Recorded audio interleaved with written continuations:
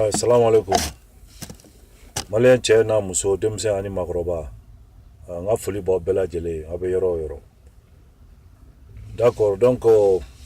bi sujet bɛ ORTM de kan. ORTM, Office Radio Télévision du Mali. ORTM b'a f'i ye ni na kɔni vraiment ne kɔni ne nɔrɔlen don e la dɛ, parce que fo masa min de ye Ala ye, fo e ka wuli ka maliyɛnw k'a kɛ Ala ni Ala kira yɛrɛ kosɔn, ka wuli ka maliyɛnw dɛmɛ Malijɔ in na, ka wuli ka maliyɛnw dɛmɛ Malijɔ in na.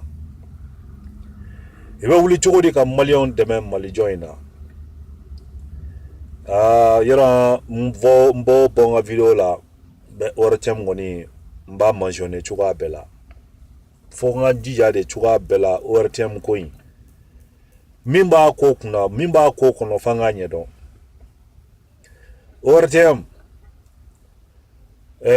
campagne wagati sera. ORTM faso mago b'i la.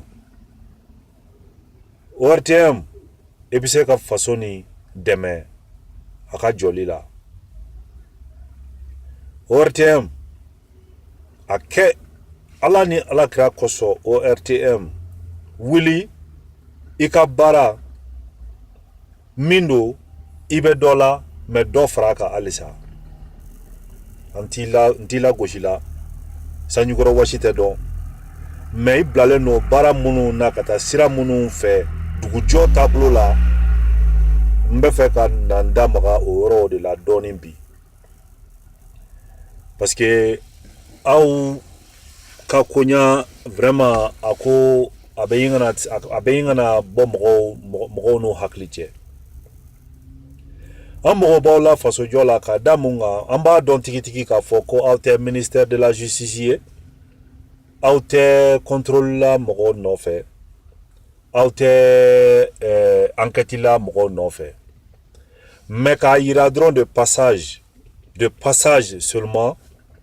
a bɛ mɔgɔw hakili dayɛlɛ, a bɛ mɔgɔw hakili orienté ka taga bila n'a y'a sɔrɔ ni fɛn minnu ma kɛ, peut-être mɔgɔw hakili bɛ se ka jigin a la k'a fɔ ko nin fɛn in kan ka kɛ. O ye mun ye? E ka baara normalement e ka kan ka don ko bɛ Mali in kɔnɔ, dugu kɔnɔ, Bamako kɔnɔ,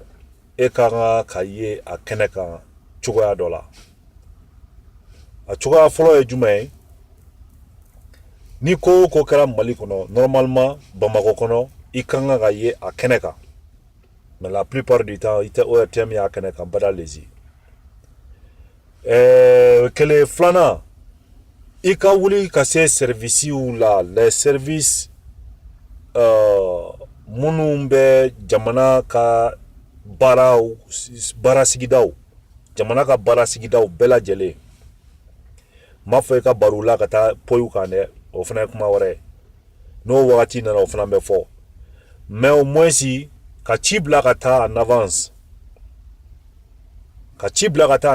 bon nin département in n bɛn'ale nin yɔrɔ in na bi, ayiwa n'Ala sɔnna a ma, n'aw ka ɲɛmɔgɔw bɛ na ɲɔgɔn ye ka lettres ci u ma, yanni e ka se, yanni ORTM ka se, conséquences minnu b'a la n'u y'a dɔn k'a fɔ ko nin ko de bɛ sen na ye, ni jama bɔra nin kalama, a tɛna kɛ basi ye k'a na bɛ dɛsɛ. Solution dɔ bɛ ɲini o ko la yan'aw ka se. O de y'a to pour se faire respecter, ORTM ne wulila ka bila offensive la, que n'i t'a bila dɔrɔn Sumu ni Ɲaga ni Sanbew ni Top Étoile ni Miss ORTM ni Kirikara, a bɛ o wagatiw fana bɛ yen, o wagatiw bɛ na, mais jamanajɔ la an mago b'i la nin wagati in na kosɛbɛ, plus que jamais même, vraiment, parce que e de ye télévision nationale ye, e de saralen don a kama. Mɔgɔ si normalement nin t'anw ka baara ye k'a fɔ k'an bɛ bɔ ko ka nin kuma in fɔ. Nin ye ORTM de ka baara ye, komi aw ninjuru sirilen don palais de la, parce que ni mɔgɔ fɛn fɛn nana président nana ORTM nunjuru bo de bolo parce que o de b'aw sara mais a système ni vraiment comme an bɛ alternance de nɔfɛ normalement ni système in kan ka falen cogoya dɔ la que ORTM vraiment u ka kɛ organisation indépendante sugu dɔ ye c'est à dire u kana rattaché u yɛrɛ k'u ka profit ou générer u yɛrɛ ye c'est qui est je sais pas comment ça marche mais de toute façon an mago bɛ ORTM na malien denw cɛ ni muso denmisɛn ani maakɔrɔbaw an mago bɛ ORTM na ni wagati in na kosɛbɛ primo n bɔra ka min fɔ nin ye sisan n'i ye ci bila ka taa baarakɛyɔrɔw la k'a fɔ k'i bɛ nale hali k'a da u bɛna yɔrɔ nettoyer min kɛ yanni yan'aw ka se o bɛɛ ye dɔ ye o bɛɛ ye dɔ ye fɔlɔ o n'aw taa kun yɛrɛ tɛ kelen ye parce que n'u taara u ka taa sɔrɔ aw ka yɔrɔw katalen yɔrɔw nɔgɔlen don yɔrɔw bɛɛ don ta yɔrɔw bɛɛ bɔ ta au moins n'a ye ci bila ka taa yɔrɔ bɛɛ coordonné yanni aw ka se o ye koba ye fɔlɔ hali k'a da o ma mais laɲini yɛrɛ t'o ye fɔlɔ filanan ye min ye dɔgɔtɔrɔsow ekɔlisow nka tɛ privéw ma dɛ publiciw a ka to ka bari ka tɛmɛ o yɔrɔ ninnu fɛ yen sɔn i y'a faamu b'a la ka barina tɛ aw sara u la k'a fɔ aw bɛ nale a ma dabɔ ɲɔgɔn coron kama mais a dabɔra de bɛɛ k'a jɔyɔrɔ fa parce que o de fɔra faso ko la bɛɛ n'i jɔyɔrɔ de don bɛɛ n'i jɔyɔrɔ de don wa ni min bilala min na a ye k'i jija i k'a kɛ k'a se a dan na bani a ka ca ala fɛ ɲɛ bɛ sɔrɔ a ko la donc dɔgɔtɔrɔsow n'aw sera yen ekɔlisow n'aw sera yen ayiwa question tɛ ban ni mun problème b'aw da la mun kɛlen don k'aw ka kow bloqué yan mun kɛlen don ka mun dagabaw da la solution jumɛn bɛ se ka ɲini a la ni ORTM ni a département o chefw n'a y'a sɔrɔ n'a bannen don k'a kɛ n'a y'a sɔrɔ ni problème min bɛ yen min kɛlen don ka situation bloqué directeur ma réagi a sanfɛmɔgɔw si ma réagi a ka ministère du tutelle u b'a dɔn k'a fɔ ko a ko bɔra télé la ko mɔgɔw y'a ye jama y'a ye donc maintenant fɛɛrɛ bɛ ɲini o fɛɛrɛ bɛ ɲini ka taa o ko k'o ɲɛɲini k'o datugu à la seconde ni bana dɔnna a bɛ furakɛ de o de kɔfɛ o mais an ka problème ORTM surtout ORTM ka problème ORTM f'i ka wuli de ka mobiliser ka don dugu kɔnɔ ka taa togodaw la ka taa communew na mairiw députéw ka mɔgɔw interpeller ka mɔgɔw la bila ka na invité débat la télévision nationale la ninnu de ye kow ye minnu bɛ se ka jamana in ka mɔgɔw hakili bɛ to a kow la dɔɔni ou bien même ni ma hakili ma to a la au moins i bɛ siran k'a fɔ i jɔ dɛ ɲɛ b'a la nin ko in i jɔ n ka n dija n ka nin département in na ou bien i jɔ n bilala min na nin ye tan i jɔ n ka hali ni ma bɛɛ kɛ n bɛ dɔ kɛ au moins i bɛ se ka kɛlɛkɛyɔrɔ dɔ sɔrɔ i bɛ se ka i banba min kan mais k'a kɛ de sa aw sigilen don aw ka vitre fumeau kɔnɔ yen climatisation c'est à dire a dan dugu nagasilen don dugu bɛ ka nagasi ka taga a fɛ aw sigilen don aw tɛ ka se ka foyi ɲɛnabɔ bɔ télé la k'an bɛ se k'an sigi ka min lajɛ ninnu de ye kow ye an mago bɛ ko minnu na nin wagati in na surtout élection ɲɛkɔrɔla élection ni ɲɛkɔrɔla n kɔni b'a dɔn qu'il pleut qu'il neige a bɛ fɛɛrɛ o fɛɛrɛ kɛ a y'o fɛɛrɛw kɛ tous les candidats débat ka kɛ nin présidentielle in na coûte que coûte débat ka kɛ nin présidentielle nin na an sigilen don vraiment k'an kuloma jɔ o kow la a bɛ organiser cogo o cogo k'a fɔ ko c'est une question de choix n y'o fɔ n ka vidéo dɔ la ka tɛmɛ question de choix tɛ dɛ i bɛna lajɛ jama ka ko de kunna n'i nana i b'i dan tigɛ an ɲɛ i bɛ fɛ ka min kɛ i bɛ fɛ ka min fɔ i ka laɲini ye min ye i b'a fɔ an ye yanni i ka yɛlɛ k'a fɔ ko n bɛ se kuma la ko karisa bɛ se kuma la nin ye o tɛ dɛ ou bien ko karsa kafsa i kafsa karsa ou bien karsa kafsa ye ambo ko fo to la inana président de nyeni jamaka nyamoko ya inano de nyeni chokoroba tala chokoroba tala demsene tala ya accepter kana aywa bashite donc ijija kololo munumba konnala ijija iki yakli jagabo kan kosobe yani ka fo kibi kumbo fanga nofe parce que du marali obe togodaw marali obe mais jamana marali o fanambe ne o fanambe donc ORTM naka special edition ni nimbe ede kan bi très sérieusement parce que amogobila nga mali njolila kosobe ni wakati na surtout ake alani alakira kama sirigi fa kunate mado ekoni yaro ki kele ne ba mali kono ye kala min gagné je sais pas quel genre de d'études que tu as fait mais abe mon salon kele ne la ni fonction kuna ya sankeme na ORTM inte ka bo anola papa donc ijija ake ala lere kama koi ijija ayanga ORTM aya a ko laje aw ni nyokonche abe wuli ka la bara la chogomina au service de l'État, au service du peuple, je veux dire. Pas au service de l'État, hein. Non, au service du pouvoir, je veux dire. Pas au service du pouvoir, mais au service de l'État. Akadi, Jama ka akabla service ka bolo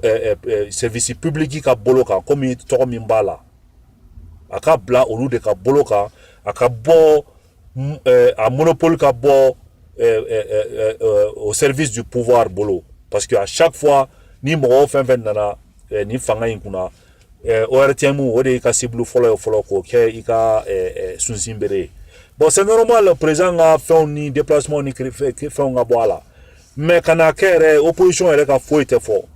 de gumbe dugula de on ka o shite fo telela ite fo ye klongedro halanga jugu ni spanish uye nante terroir la en fait ambe sumunkene sigla en fait ou bien ambe top étoile la en fait ou bien flanier janjo la en fait ou bien Missy ORTM ou bien de n'importe quoi ou bien peut-être bien là-bas épisode de takuno daga sigandala anafa foitanga wakati ola hein et puis anga journal kuturu ole be digela na tobe anga journal kuturu ou peut alamina ko tia ko flité ba foko na fa fo était dugu kuna konna hein ko championnat d'Europe ou bien ballontan nere foka afaka malien te ballontan manimie mais ka foko ko anga journal couture de déplacer dugu were ballontan langolon koso et tuabula surtout tuabula olubuta déplacer auta koso foka djeba donc chaîne nationale de best gelon ki laje ika programme kan ramier kan a contourner c'est-à-dire ika ka fin be déplacer ka boire la sauf anga mali journal 20h journal c'est très sérieux mais ore bo bulo te bo foko nta shido abe cheka fli wakati ko parce que ko nimbe sena en fait ou bien nimbe sena en fait des futilités et bien c'est ka boya au condition kan chukodi donc yere ki yere ka irrigar doit appliquer yere kan chukwa dola qu'il pleut qu'il neige sauf cas d'urgence ou d'obé après ka déplacer au là présent ga Konya ou bien vraiment quelque chose qui concerne le pays directement hein maintenant temananga ama antado amba fo chukwa mina quoi donc ORTM nebe mi foyer ni wakati na très sérieusement amobika demela anga faso enjoli la ibla jamaka boloka numéro do di numéro vert do bla vraiment ORTM niveau là ka comme quoi ni urgence be dola ou bien ni kodo be sena ou ka au welo numéro là amse ka sekene ka amse ka jamana be bon ko la ni chugo ne la don doni begita ke ban begita ke Halima beke doninke quoi. A bede a fana ba bede flé. Mais qu'à qu'être ya famba là sans programme et puis sans arrêt penser à ko bébé taka nyami nyona ya famba la bon senga bon kunga. Ni ta ko ede ko ni melabane. Jamana joduna. Ambe dugumuna ni télévision nationale est type la coupe n'allait au yoro là. Ba fiena à la directeur général au mintaye officier reconnu bien kono au paye au dos parce que ate kuila ko na fiko o ekele flana nous ni report tout fait ka aukan que vraiment a ko masira soro atma bara o bulude donc jamana be développer te ayrema de ni ate développer ayrema je veux dire abe faut dore ka bla dollar ka do pousser ne tara ne aye na ya botele la dɔgɔtɔrɔso la dɔgɔtɔrɔso nɔgɔlen aw taara dɔgɔtɔrɔso la dɔgɔtɔrɔso nɔgɔlen ni problème b'u da la nin bɛ sen na ministre min b'o o ko kunna o ministre o a bɛna fɛɛrɛ bɛɛ kɛ pour que ka se k'a fɔ tiɲɛ na nin yera nin bɔra télé la i jɔ an ka fɛɛrɛ kɛ nin na ou bien directeur b'a fɔ pour que ne ka n ka poste occuper i jɔ an ka fɛɛrɛ kɛ nin na mais avec l'ancien système là an tɛ bɔ an nɔ la. Ante boan no la ante sibrida ma famu donc na o jija ni chogo inati kasura ama baga moma ate mo contrôla aka la ininte ka mo churu mais ko moins si ka temedron kata usra yoro la ka ira la ka foka be barala afran siglente sinon mali on bolo mali site oratem naje mali si foli burzugon nadro sinon mali site oratem naje eni koy bal sa altega molya ofanana halika donc a foko a janga baraka tugo yelama au moins ka ambla fasoka dugula deunga boloka mais clonge o sur clonge na fa c'est-à-dire po hein donc débat min flanie mimna élection mimna na Kenya ay fere beke ala yɛrɛ de koso ayaw jija kan débat kenina maire ka wele député ka wele maire ka bara minye député ka bara minye wa ka franfasia shikana doshi shikana yela shika siraka député ka bara te kipita jidi mogoma ou bien kipta château d'eau qui fando la ika barate mairie de ka bara do aka commune kono aka ka minke aka commune na de mo be mfemununa au ona amase ale be se aka député ay wani ngore be ambe jambe bara ka nyon fa ni ko emela se rob nyume député ba ta obe do na assemblée kono kata nyefo aywa gouvernement aywa bashite ni ngani commune na ngani sigida ina ni mo bana sur le champ mais ka foko mo ko lenga mo binani nga barake aywa ebe ga mo binani de nioro barakero binani de bloqué taikele beka ke itani ke bani ika si dana ore ato mali era la en décelé no ka avancer quoi parce que 12 métiers jamais arrivé en be barain en klemse ka barain beke pour que anga se ka be bénéficier fana o nduguma ya de o beka to itala ibe mindo iko ke bani ibe mindo i spécialisé no mina o ke ka daoma halika daoma folo itaranga service kunda o fana ka ba kuma rodo fon fenganga ke régulièrement drome kele manga sera fait mununa o ko be kele bi non ni ma warbo fo ka diemba ika dossier ba fo ici glono do ki kono dongo do ni nana na ma foko secrétaire borade abe foko minga nga signé bi o mana de amuso mangene de a banchini nga konyo be de ube konyo ni ginta ni yanuka kla o krikra o fanana nu nana o fanana o duzumango ya fanana wuli kasigi office kono o bureau lai ni nana ni ma ni mi koloshi re ba fi o tika ra beso ngasi ma tellement que u dala boka kuna iba fo ko saralente o bara o kamade il b'a fɔ ko u sigilen do jagoya k'a fɔ ko i b'a fɔ ko bɛ ka baara in kɛ fi sabililayi de quoi donc f'i ka pot de vin de di pour que i ka se ka i ka dossier dɔrɔmɛ kelen man ka sara fɛn minnu na olu bɛɛ de yɛlɛmara bi min na ka k'a bolo ko dɔ ye donc ORTM e ka nin geste fitinin ninnu kana tigɛ a la ko fitinin don dɛ fitinin tɛ dɛ a bɛ se ka fɛn min ɲɛ a bɛ se ka jama min na bouger ka bɔ a nɔ la wallahi ala n'i b'a dɔn i tɛ kulonkɛ a la donc o de tun bɛ n bolo bi k'a fɔ a y'aw jija an ka fɛɛrɛ tigɛ ni ORTM ko in na sigida fara togodaw fara communes c'est-à-dire a mana kɛ yɔrɔ o yɔrɔ ye les 36 ministères du gouvernement ka taa bɛɛ la kelen ka appointment rendez-vous di u la an bɛna nin don de telle heure à telle heure wallahi o don n'a y'a sɔrɔ n'a baarakɛyɔrɔ nɔgɔlen don wallahi a baarakɛyɔrɔ in bɛ fura o don hali k'a da o kelen ma kana fara kan aw bɛ n'ale kun minnu fana na k'a fɔ a nana dɔrɔn simple visite de don a bɛ fɛ ka na baarakɛlaw ɲininka u dalakanw na mun de bɛ sen na mun de kɛlen bɛ k'u degun jumɛn b'u kan fɛn jumɛn bɛ se ka kɛ ka fɛn jumɛn améliorer o n'a ɲɔgɔnna ninnu dugu bɛ bɔ nɔgɔla nin n'a ɲɔgɔnnaw de la ten aw yɛrɛ ma ten ka sɔrɔ ala ma effort ba kɛ mais mɔgɔ kelen de kan ka nin bɛɛ ɲɛnabɔ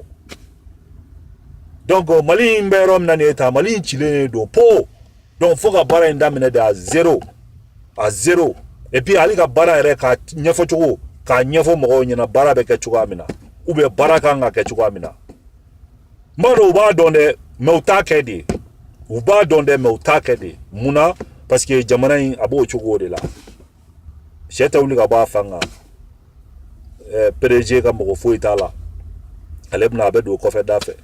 a ka climatiseur n'a ka kirikiraw a bɛɛ b'a bolo a ka bureau kɔnɔ yen ayiwa a bɛ ɲɛnabɔ ten duguladenw wɛrɛw bɛ na ka bɔ mɔgɔw bɛ na ka bɔ diɲɛ fan bɛɛ u bɛ taa Mali in na yen mais ni i n'u bɛ kuma la wallahi i b'a fɔ ko i ka taa i kunfɛ kuma sulu dan b'a jɔ an fana ka yɔrɔ fana ka lasabati ten aw yɛrɛ de dun sigilen don a kow kunna yen a kɛnɛ kan yen a sosow n'a limɔgɔw n'a ɲɛmɛrɛw n'a kirikiraw tɛ bɔ ka na anw kin yan mais a wa aw yɛrɛ de an bɛ jɔrɔ la aw yɛrɛ de la fɔlɔ ani ka jɔrɔ an ka dugu a bɛ se ka don da la cogoya min na ani tɔw bɛ se ka kɛɲɛ ɲɔgɔn ma cogoya min na tiɲɛ don fantan jamana min fana don Allahu akbar kabako dan don dɛ